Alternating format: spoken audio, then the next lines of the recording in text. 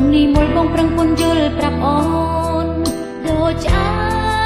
បេះដូងឲ្យទ្រូងរីរៃគឺអូនត្រូវសម្រេចចិត្តលែងគិតលែងស្ដាយពាក្យបកស្រាយសម្រាយចិត្តថ្លៃបងកប់នៅអត្ថន័យបងសំឡាញ់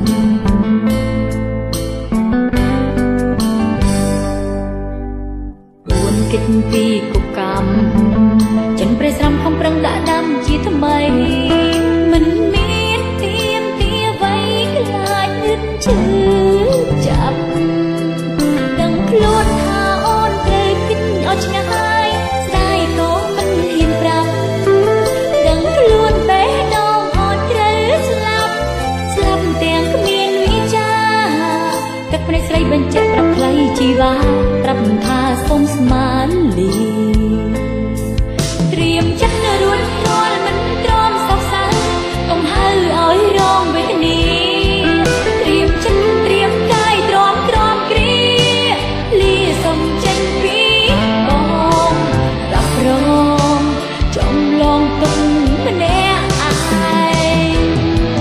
ត្រៀមចិត្តរួចរាល់ស្ដាយទុកសោកសៅមិននៅឲ្យរងចំបាយហេតុផលស្នេហាគួរឈប់ថ្លៃក៏គ្មានតម្លៃចុងសំណល់សម្រាប់សម្គាល់លើស្រីគ្មានអ្វីគួរសេញសល់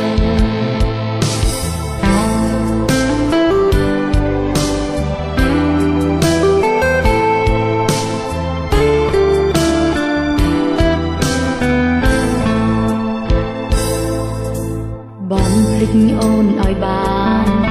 គ្រប់យ៉ាងមិនអាចសាដើមដូចមុនធ្វើចិត្តឲ្យធ្ងន់គុំនឹកនេះ